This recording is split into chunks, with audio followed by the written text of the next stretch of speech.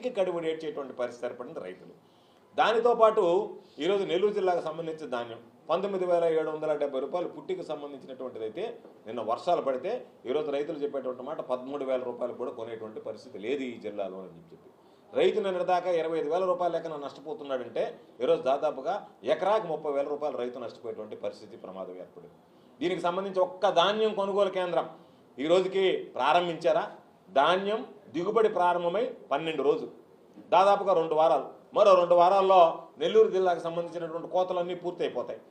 అటువంటి నేపథ్యంలో అటువంటి పరిస్థితుల్లో మీరు ఈరోజు ధాన్యంకు సంబంధించినటువంటి కొనుగోలు కేంద్రాలు ఏర్పాటు చేయకుండా రైతుల నడ్డి విరుస్తుంటే, రైతుల పాపం నష్టపోతుంటే, ఒక పక్క యూరియా దొరక్క రైతులు పంట పండించుకోలేనటువంటి దౌర్భాగ్య పరిస్థితులు, పండించుకున్నటువంటి పంటకి గిట్టుబాటు ధర లేక ఈరోజు బోరుమని విలపించేటువంటి పరిస్థితి మన పక్క, రైతుల గోడు పట్టించుకునేటువంటి ఈ చంద్రబాబు నాయుడు ప్రభుత్వంలో నువ్వు ఒక వ్యవసాయ శాఖ మంత్రిగా అసలు నోరెత్తి మాట్లాడేటువంటి అర్హత నీకుందా? జగన్మోహన్ రెడ్డి గారి పేరు ఉచ్చరించేటువంటి స్థాయి నీకుందా? ఎందుకంటున్నావు? నేను నిన్ను సూటిగా అడిగాం, ఇప్పటికి 3 సార్లు అడిగాం. ఏమని?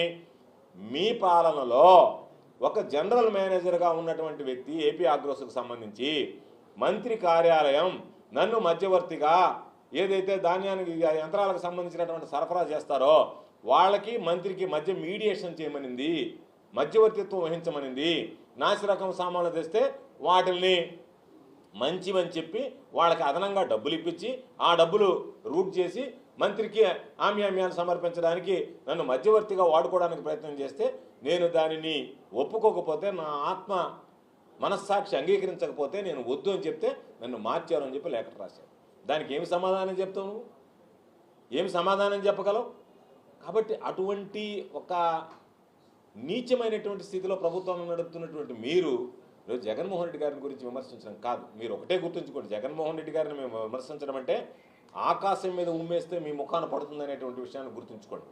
అంతే తప్ప ఏదో నువ్వు మాట్లాడాలా, చంద్రబాబు నాయుడు కేబినెట్ సమావేశంలో మీరు జగన్మోహన్ రెడ్డి గారిని తిప్పికొట్టలేదు కాబట్టి సమర్థవంతంగా అంటే మీరు ఏదైనా సబ్జెక్ట్ ఉంటే మాట్లాడండి, సబ్జెక్ట్ మీద మాట్లాడండి. అంతే తప్ప మీరు అట్ట చేశారు, మీరు ఇట్ట చేశారు, మేము బ్రహ్మాండంగా ఇస్తున్నాం రైతులకు సంబంధించింది నోరా ఇంకేదన్నానా? మనం నువ్వే కూసావు ఏమని?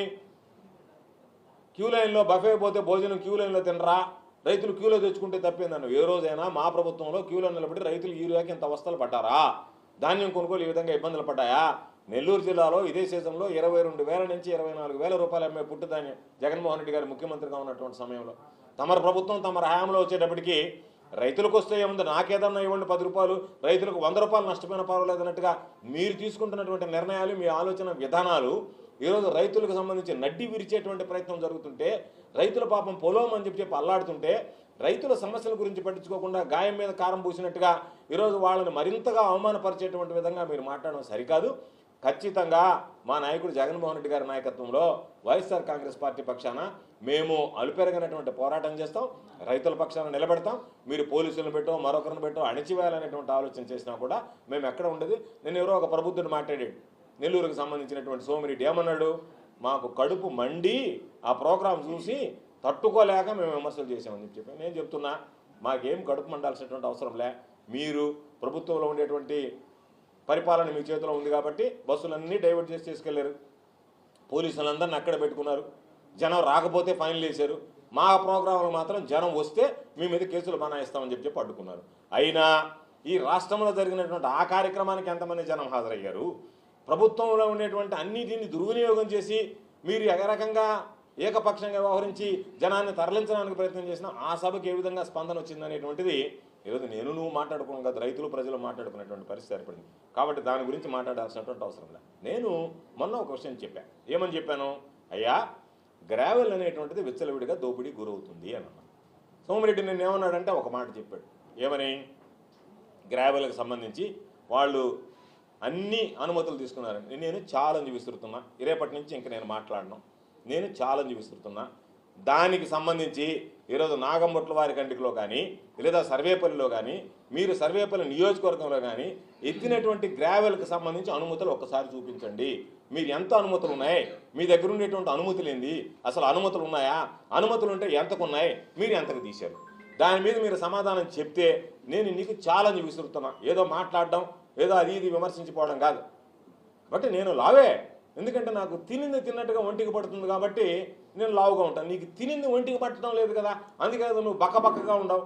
కాబట్టి దాని గురించి మాట్లాడాను తప్ప నేను చెప్తున్నా, నేను తినింది తిన్నట్టుగా నాకు ఒంటికి పట్టదు, నాకు వేరే ఆలోచన ఉండదు, నాకు కుళ్ళు పోతు చేష్టాలు ఉండవు. మామూలుగా నేను తినింది తిన్నట్టుగా ఒంటికి పడతాను కాబట్టి నేను ధైర్యంగా ఉండగలను, ఆరోగ్యంగా ఉండగలను, బలంగా ఉండగలను. నీకు అది ఒంటికి పట్టదు కాబట్టి, నీకు ఎంతసేపటికి ఇతరుల గురించి ఏడ్చేటువంటి బుద్ధి కాబట్టి నువ్వు బలహీన పడిపోతున్నావు. నేను నీకు 2 విషయాలు చెప్తున్నా. ఒకటి, నువ్వు దీనికి నిలబడి రేపు విలేకరుల సమావేశం పెట్టి నువ్వు తీసినటువంటిది పోదాం రా, మీడియాని తీసుకొని పోదాం, నేను కూడా వస్తాను, నువ్వు కూడా రా, వచ్చి ఇదిగో ఇంత అనుమతులు ఉన్నాయి, ఈ అనుమతుల ప్రకారం తీసామంటే ఇంక నేను గ్రామాల గురించి మాట్లాడితే అప్పుడు మాట్లాడు. నువ్వు అది కాకుండా ఏదో మసిబూసి మారేడికాయ చేసి అనుమతులు లేని దగ్గర గ్రావెల్ ఎత్తి ఆ ఎత్తినటువంటి దాన్ని వాళ్ళు జిఎస్టీ కట్టారంట, దానికి సంబంధించినటువంటి నువ్వు అనుమతి ఉందా, ఇల్లీగల్ క్వారీయంగా లీగల్ క్వారీయంగా, దాన్ని తీసుకొచ్చి ఆ గుంతలను పూర్తి చేయాల్సినటువంటి అవసరం ఏమర్పడింది అనే దానికి సమాధానం చెప్పాలి. అది ఒకటి. రెండోది, ఏదైతే చెప్పాడు బినామీలు అని, నేను నీకు ఇంకొక ఛాలెంజ్, రెండో ఛాలెంజ్ విసురుతున్నా. నా మీద నువ్వు పెట్టినటువంటి కేసులు, నా మీద నువ్వు చేసినటువంటి ఆరోపణలకి సిబిఐ విచారణకి నేను సిద్ధంగా ఉన్నా. ఇప్పటికే లేఖ రాశా, సిబిఐ విచారణకి నేను సిద్ధము అని. నీకు దమ్ము ధైర్యం ఉంటే సర్వేపల్లి నియోజకవర్గంలో ఈరోజు జరిగేటువంటి అవినీతి కార్యకలాపాల మీద నువ్వు సిబిఐ విచారణకు సిద్ధమా? ఆ 2 విషయాల మీద నువ్వు ప్రెస్ మీట్ పెట్టి సిబిఐ విచారణకు సిద్ధమంటే ప్రభుత్వం నీ చేతుల్లోనే ఉంది. నేను నీకే లెటర్ పంపిస్తా, నువ్వు లెటర్, ఇద్దరం కలిసి వెళ్ళి అయ్యా మా మీద సిబిఐ విచారణ జరిపించుకోండి అని చెప్పి మన మీద ఎవరు సిబిఐ విచారణ జరిపించుకొని నిర్దోషం చెప్పి బయటపడతారు. నా మీద ఒకసారి సిబిఐ విచారణ జరిగింది, సిబిఐ విచారణ జరిగితే సిబిఐ నా మీద క్లీన్ చిట్ ఇచ్చింది.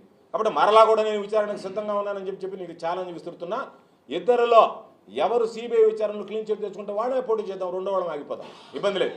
కాబట్టి ఈ 2 ఛాలెంజ్లకి నువ్వు సరేనంటే మాట్లాడు తప్ప ఈరోజు ఏదో మాట్లాడారు కాబట్టి చంద్రబాబు నాయుడు దగ్గర మార్కులు వేయించుకోవడానికి జగన్మోహన్ రెడ్డి గారిని దూషిస్తే, చంద్రబాబు నాయుడు గారిని పొగిడితే, రేపేదన్నా అడవదప్పి మంత్రి పదవులు ఏదన్నా నా పేరు కూడా పరిశీలనకు వస్తుందో అడుగున పడిపోతున్నాను కదా అటువంటి ఆలోచన ఏదన్నా ఉంటే చేసుకో. కానీ నేను మరలా చెప్తున్నా, జగన్మోహన్ రెడ్డి గారి కాలి గోటికి కూడా సరిపోనటువంటి వ్యక్తి నువ్వు.